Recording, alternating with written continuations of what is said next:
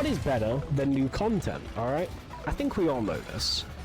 If not, it's either you update a game and give it new content, or you do the second best thing. Literally the second best thing. And we all love it. I mean, some people say they don't like them, but they're lying to themselves, alright? They're always good, okay? So what do you think we need, alright? Do we need a remake?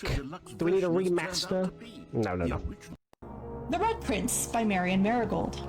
There was a red prince who sat on a red throne. He had a great red crown made of rubies and a red castle made of stone. The prince had a love for all things red. It's the only true color, the prince often said. He could not stand the sight of a canary or a crow. He could not stand the white of a swan in the snow. And he never looked up for fear of the view. He had heard that the sky was not a red hue. So he always had a book to turn his eyes down if he was ever outside when the clouds weren't around. And do you know which book the prince always had? The one that made him happy whenever he was sad? A story he had read in the bath and the bed, and maybe you can guess what the clues that we have said. It was the story of a boy who also wore red, and he looked like our prince from his toes to his head. And as you, my reader, might already assume, this book is quite near you, in fact, in the same room. A story about you, if it needs to be said, about a red prince in his book, the red book we just read. Hey chat, why don't you donate and tell us your favorite duck facts? Oh my gosh. You're totally real duck facts. Rock facts are out, duck facts are in.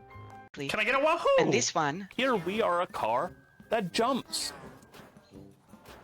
Oh, I did not want to grab that card, but oh well. Sometimes you will grab a card when you don't mean it.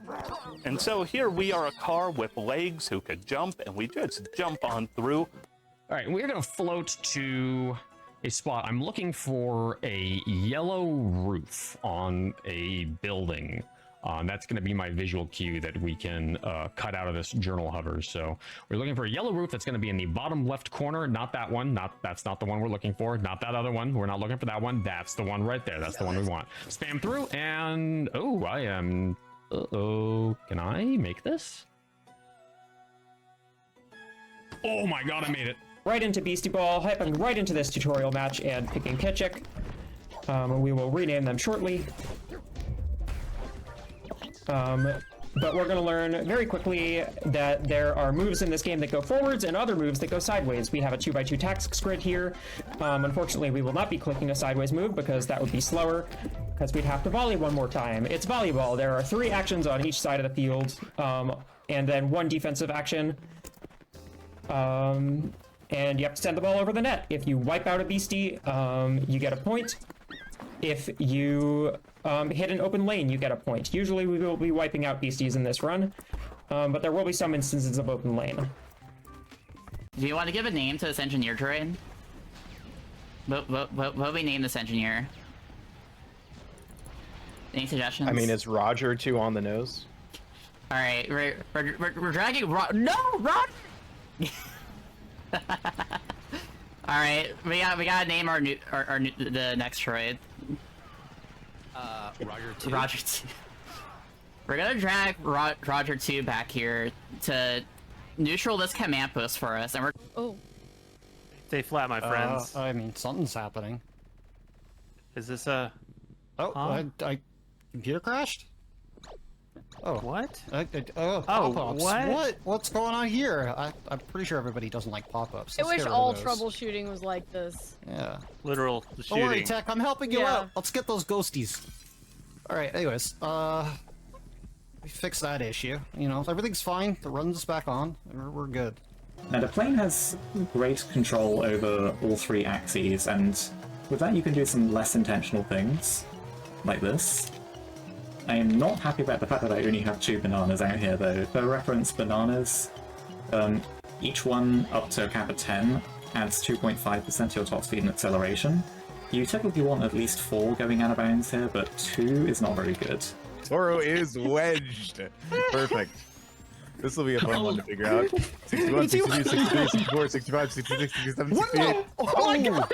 We've become super snowf. And we're back in the hole.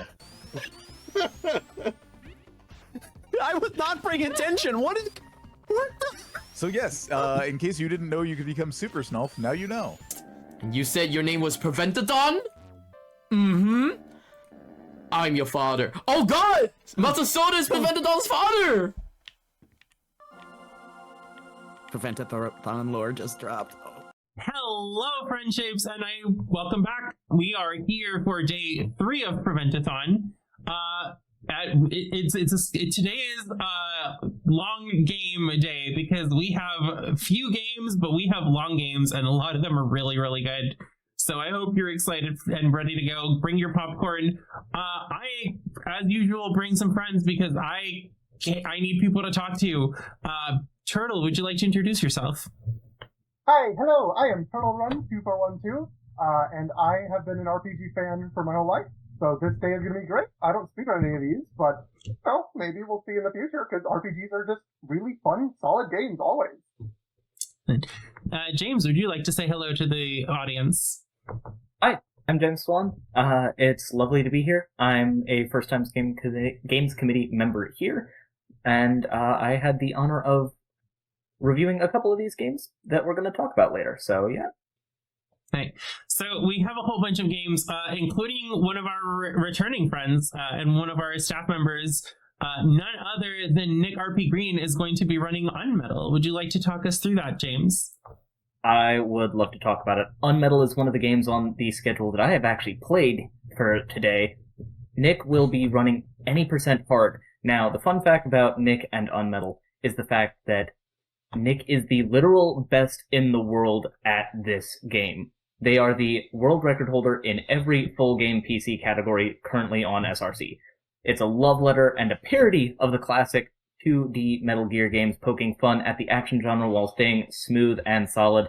It is a must-see game for today. And then next up on the docket, we have a game that's been in Prevent-A-Thon a couple of times now.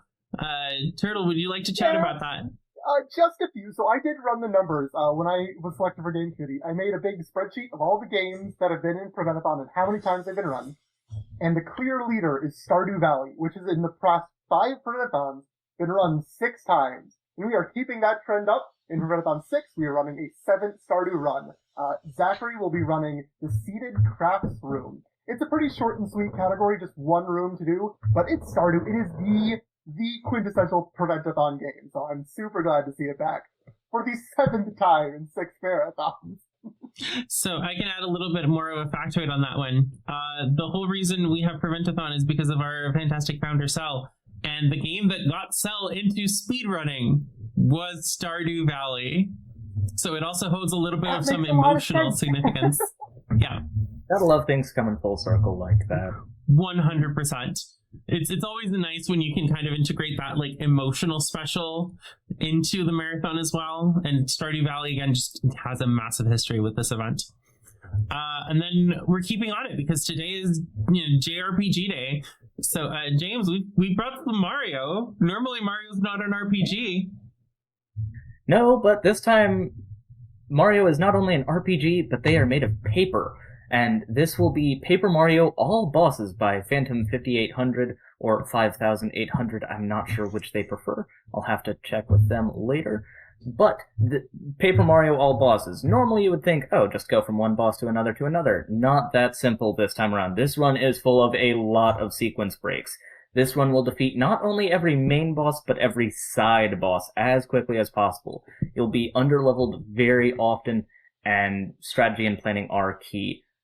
Phantom is one of the best runners of Paper Mario, especially this type of category, so I'm eager to see what Phantom is able to pull off. Yeah, Paper Mario is a classic, and honestly, it's one of my favorite video games from that era, so I'm excited for that one. I really want to watch that run myself. And we've got more RPG as well, because what other game can we name in the RPG genre if not a Final Fantasy game? Heck yeah.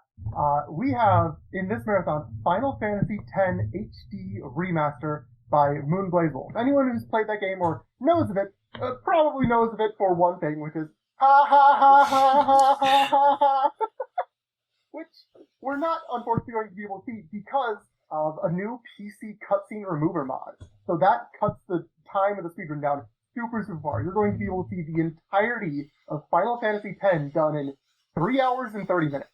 it is the longest run of the marathon, but like, that's an entire Final Fantasy run in 3:30.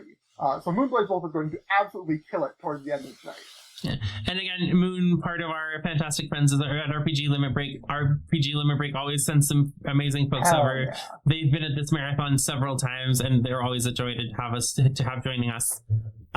And then from one long series to another, we have the legendary Lord of the Rings. Do you want to walk us through that one, James? Oh yes, it's more specifically Lord of the Rings: The Third Age, and you shall not pass this category, for it is Balrog %, being run by Sakari. According to Sakari himself, take Final Fantasy X and make it a Lord of the Rings game. This will go through the first 3 chapters utilizing strategic RPG mechanics, but also this run has a lot of shenanigans in it as well. Wall clips, out of bounds, you name it. Sakari will be flying through this. You're not going to want to miss it. I don't want to spoil anything else for anyone who is not familiar with this run. No, I'm excited for it. I'm a Lord of the Rings fan. I love all the fantasy genres. And we've got another fantasy genre classic. In fact, you could argue it's one of the originals in the fantasy genre. A little game called A Legend of Zelda, but with a twist that a lot of people might be familiar with. Yeah. We, as our capstone, the end of the day, we will be playing The Legend of Zelda: A Link to the Past as a randomizer. Damasu will be running a Triforce hunt, and this is one of my most anticipated runs of the entire marathon. A Link to the Past is like the quintessential randomizer, in my humble opinion. There are so many items that all have different checks and progression tied into them, and with Triforce hunt, progression and even the goal, the Triforce pieces, could be absolutely anywhere. Damasu will have to be on top of their game, searching all of Hyrule, all of the 10 dungeons in the game, both overworld light and dark. It's just such a great game to see at the very end of today's RPG block. All right, folks. And again, just jam-packed today. If you are excited for RPGs, this is the day to be tuned in for. We're so excited to have you here. We've got a whole bunch of stuff to talk about all day long. We've got games to play. You're good. You don't need to keep watching our faces. You want to watch some games. So I will let you continue on, and thank you so much for being here, and enjoy the day.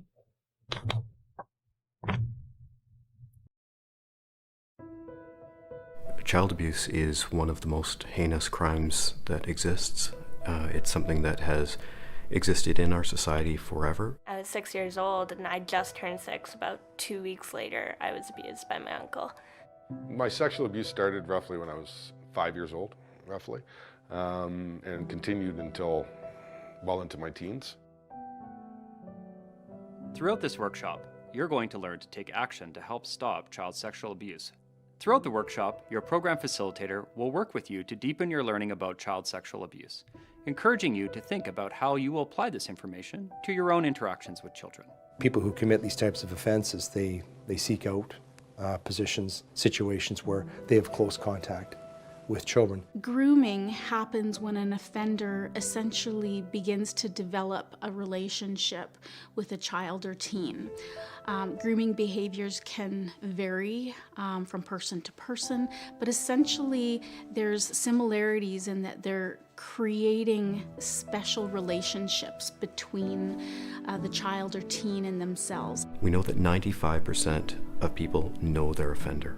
It's interesting, obviously I've talked to thousands of survivors, and they're like, you would never know. My dad, he's a lawyer, he's a judge, he's a doctor, he's a dentist, he's a school teacher. Like, they work where they've got access. And so here I am, an adolescent young man who has dreams and aspirations of playing in the NHL. And the person that I trust the most is abusing me. And he has my future in his hands. It is not the child's responsibility to prevent these situations from occurring. It is our responsibility as adults